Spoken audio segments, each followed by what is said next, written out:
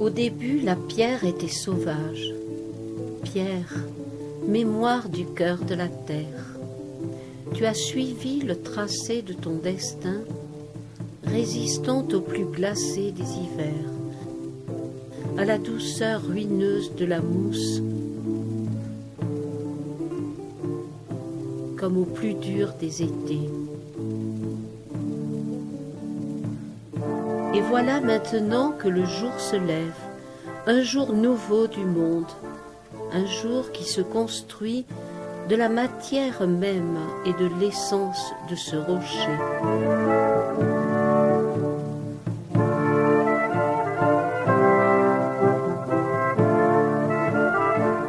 Montagne, bleuie de lune, brûlée de soleil, décapée par le vent, décharnée par la pluie, feutrée de neige, fumante de nuages ou crépitante de foudre.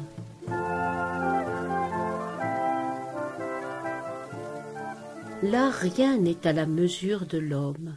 Là règne le silence et l'ombre noire que sue la montagne, le silence de la haute forêt.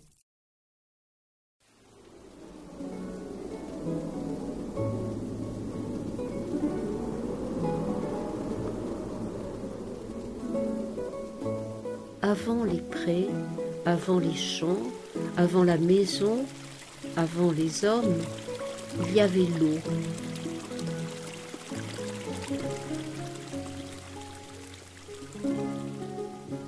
Il y avait cette coulée d'herbes vertes et de bardanes.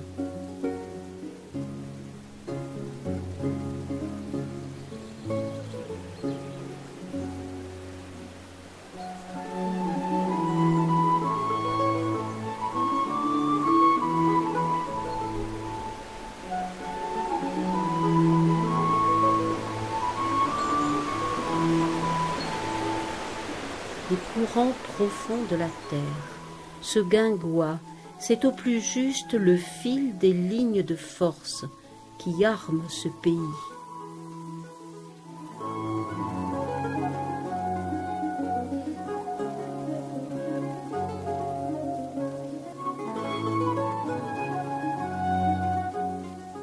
Il n'y a plus de place ici pour le regret ou l'espoir, ni pour le souvenir. Pas un mouvement d'herbe ou de nuage, pas un cri d'oiseau, pas un frémissement de l'air, et pas même cette absence d'oiseaux, de vent ou de nuages. Voilà que la nuit s'est retirée du monde et l'a laissé nue.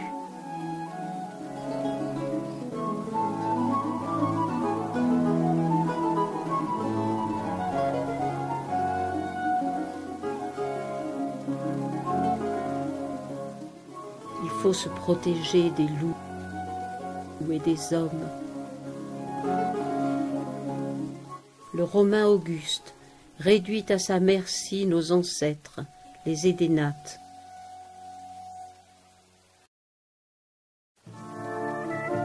Les Templiers contrôlent le col de Montclar.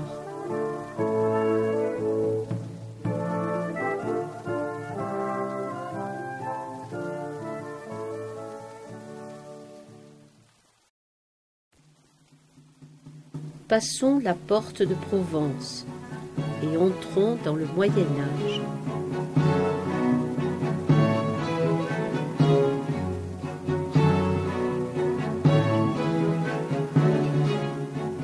Le comte de Provence Béranger rehausse la grande tour de Gué.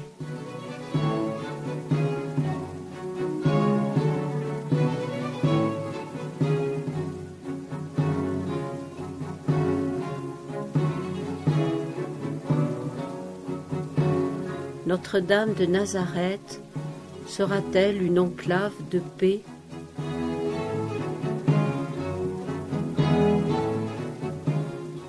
Au début, la pierre était sauvage. Une main a gravé en lettres d'or l'hymne à la joie.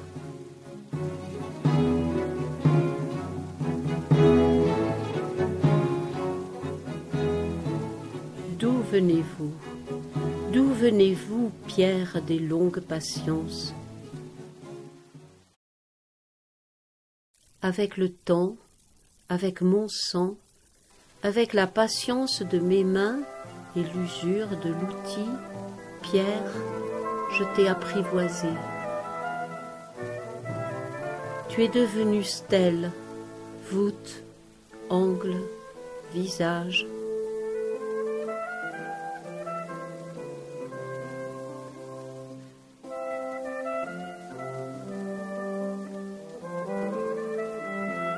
Pourtant, sous le même blason, Seine et Beauvillard se querellent.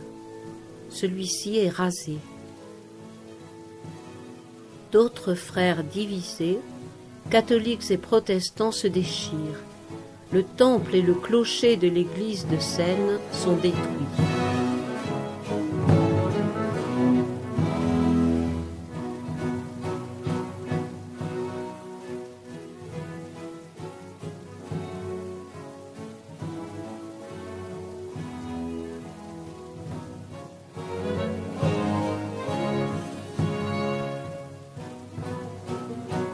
Ère de sang, ère de peste.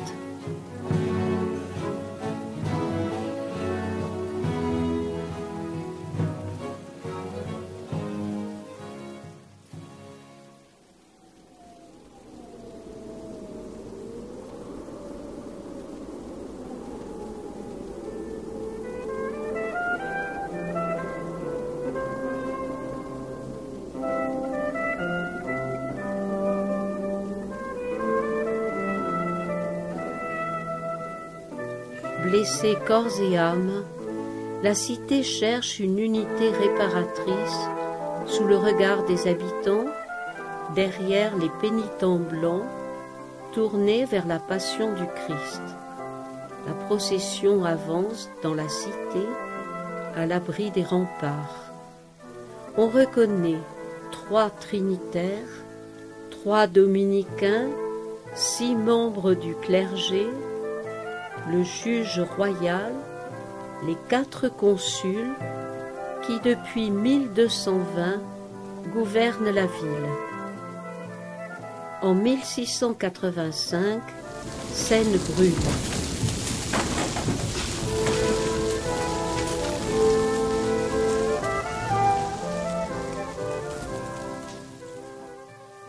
Le duc de Savoie, Victor Amédée II, trop belliqueux et trop favorable aux protestants aux yeux de Louis XIV, menace le pays. Le roi appelle Vauban. Écoutons-le. C'est la ville du royaume la plus exposée, puisque de Piémont, pour venir là, on peut facilement accommoder les chemins à charroi.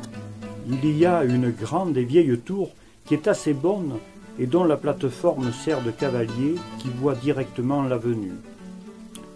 Ce ne sera pas trop de secourir, par un bon architecte bien sensé, l'ingénieur qui doit bien concevoir et entendre le projet, et s'il a quelque chose qui lui fasse peine, s'en expliquer avec ceux qui peuvent lui donner les éclaircissements nécessaires. Le dedans du royaume est ruiné, tout souffre, tout pâtit, tout gémit. Sa Majesté doit enfin considérer que c'est la France en péril qui lui demande secours contre le mal qui la menace. Le mal est la guerre présente. Quand allez-vous enfin vous pencher sur la misère de votre peuple?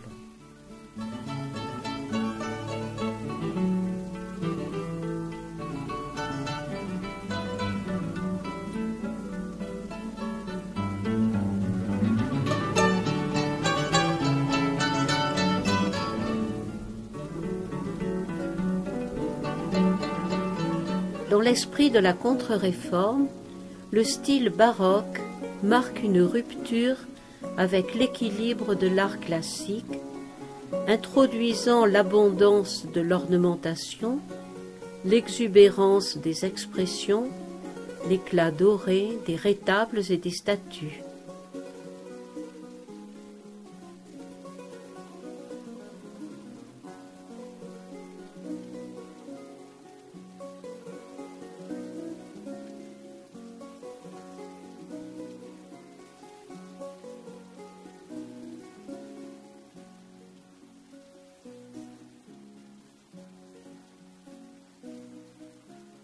La Révolution française passe sans trop laisser de traces.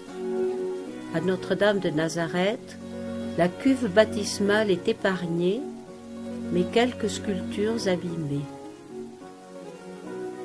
Les gens du pays, épargnés par la guerre de 1870, fortifient cependant le sommet de Dormillouz.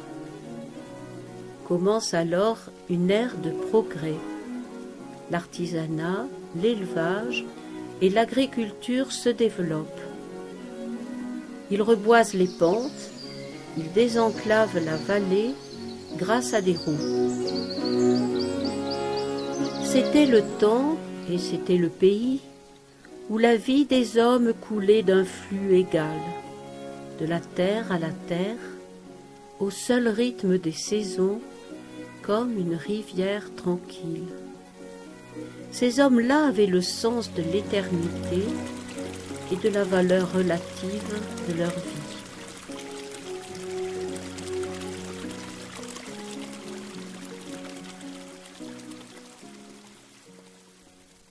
Les colères subites et vite calmées de la rivière, les avalanches, la gelée et la grêle, les loups, un toit refait, une lande défrichée, un vieil arbre saigné par la foudre.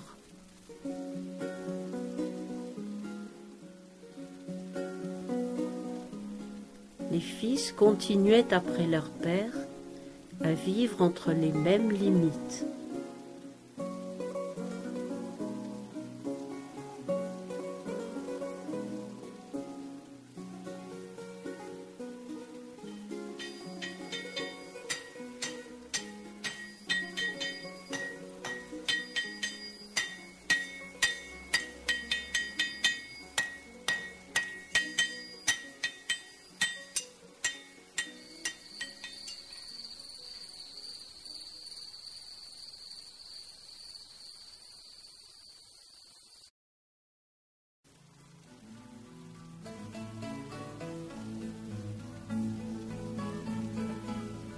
Plus bas, partout, aux bases de la montagne où l'eau affleure, partout où l'eau n'est pas un miracle, sont les hameaux.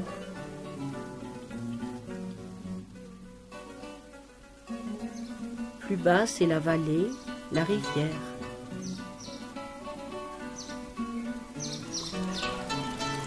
Ici, sans la source, ce serait le pays des genévriers nains et des mélèzes que hanterait seul à l'automne le vol furtif des grives.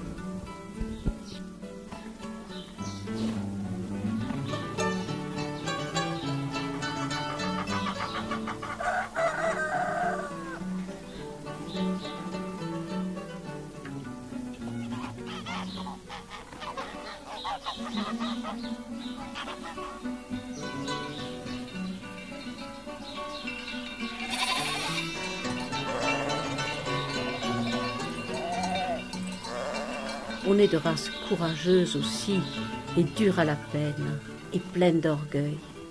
Eh oui, le gros travail, les dures besognes, c'est le lot des hommes. Labourés, et les mancherons de la charrue tirent dur sur les bras, fauchés, et les reins douloureux deviennent de plomb, abattre les arbres, et les mains saignent sur la hache.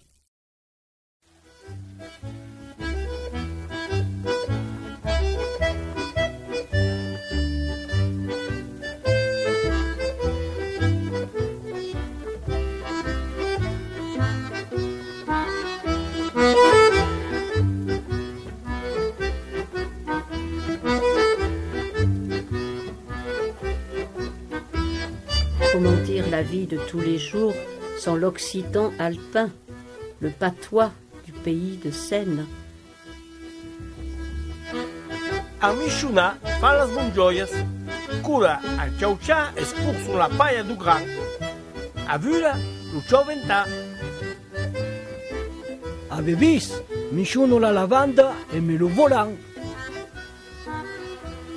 La beia fai su provisiun par son meu. passa e fa punha, se são umas caças. Estivar são as abelhas. Visite nos brusques.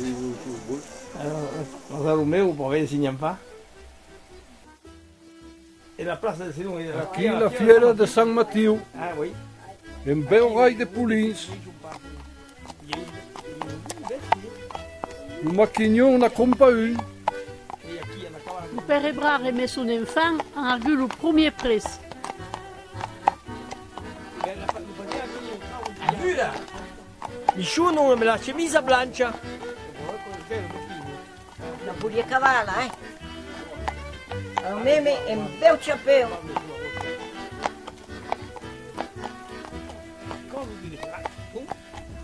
Ah, rien se perde.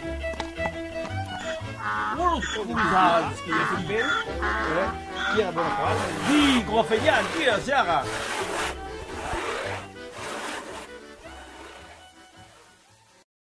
Chaque maison était prête à soutenir le siège.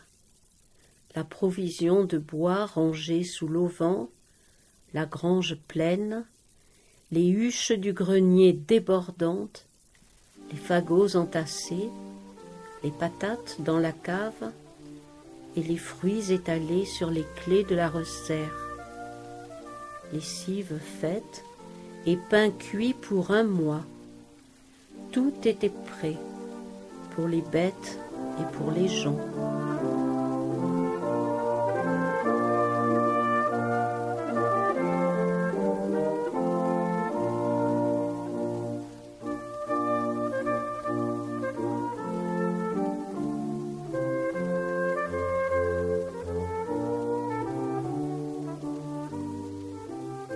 Vers la montagne, masquée de brume, les prés se perdent dans une blancheur imprécise dont on ne sait pas si elle est ciel, neige ou nuage.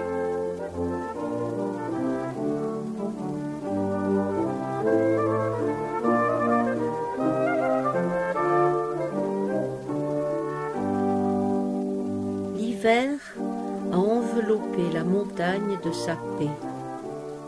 La vie du domaine s'est retirée dans la maison, enroulée entre les murs, sous le toit, comme un escargot dans sa coquille, comme une citadelle assiégée, accroupie sur sa chaleur et ses trésors. Les façades, les branches, les troncs, tout ce qui hier était le monde, ne semble être aujourd'hui que le trait de force, le contour dessiné d'un monde devenu soudain plus subtil, celui d'un conte de fées en duvet de neige. C'est le printemps sur mon pays, la promesse du printemps. On devine la moiteur de la terre. La forêt a pris une densité nouvelle, l'épaisseur et le poids de tous les bourgeons qui se gonflent dans le taillis. Une fleur vient de s'ouvrir, c'est le printemps.